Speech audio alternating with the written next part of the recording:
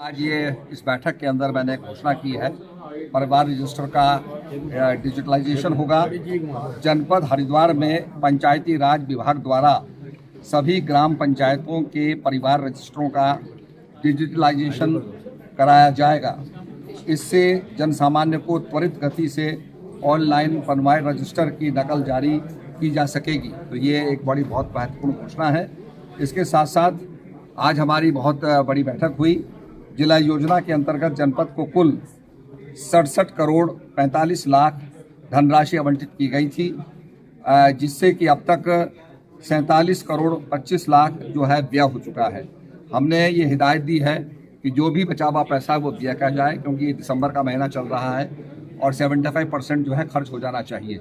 जहाँ जहाँ भी बिलो 75% है, हमने हिदायत दी है कि तत्काल उसको खर्च करें। इसके साथ साथ एक्वा फार्मिंग को बढ़ावा देने के लिए हमने निर्देश दिए हैं और वर्टिकल फार्मिंग, क्योंकि आजकल जगह की कमी है, तो वर्टिकल फार्मिंग हो, एक्वा फार्मिंग हो, चंदन को लगाया जाए, चंदन के वृक्ष लगाए जाएं, जिससे लोगों को काफ़ी लाभ मिलेगा।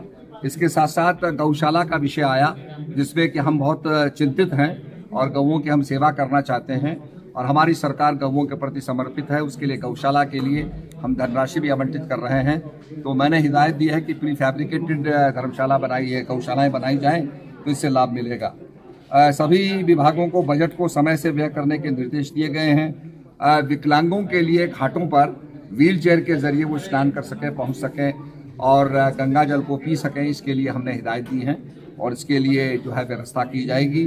जो हमारे एनआरआईज आते हैं, उनके जूते गुम हो जाते हैं, विधिवत उनको बैठने का जो है मौका मिले, इसके लिए व्यवस्था करने की बात हमने कही है। खड़खड़ी के अंदर, शमशान घाट के अंदर जो है बिजली का बिल पेमेंट न होने के कारण वहाँ जो इलेक्ट्रिफिकेशन था वो जो है वो हो नहीं पाया, तो उसका एक अभाव है। तो मैंने हिदायत दी है कि वहाँ भी उस काम को किया जाए। यहाँ पर जो ऑर्फन लोग बच्चे हैं उनको भी हम लोग जो है सहायता देने जा रहे हैं और हमने कहा है कि जो अनाथ बच्चे हैं उनको संरक्षण दिया जाए। तो सारे विषयों पर आज चर्चा हुई है और हिदायत दी गई है कि तत्काल काम करें।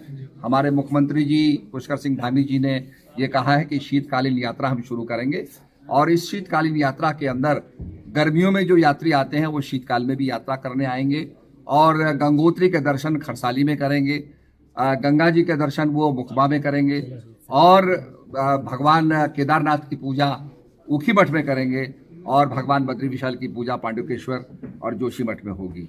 तो इससे जो है शीतकालीन यात्रा से हमारा जो टूरिज्म जो है ये निरंतर गतिमान रहेगा और टूर ऑपरेटर हमारे तीर्थ पुरोहितों को काम मिलता रहेगा। तो इससे हमारी जो इकॉनमी है वो गतिशील रहेगी। तो मैं इसके साथ साथ ये कहना चाहूँगा कि सभी हिदायत दी गई हैं, निर्देश दिए गए।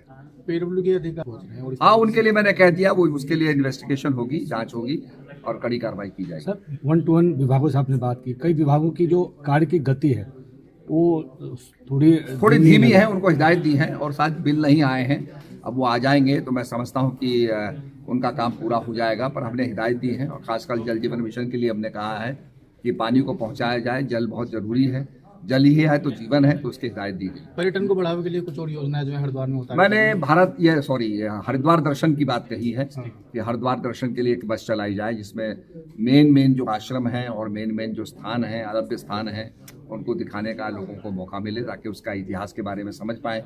नहीं तो हम सीधे हर की पौड़ी आकर के चले जाते हैं। तो यहाँ के जो अलभ्य स्थान हैं और भी यहाँ के जो महत्वपूर्ण स्थान हैं, पौराणिक स्थान हैं, उनको भी देखने का और समझने का मौका मिले।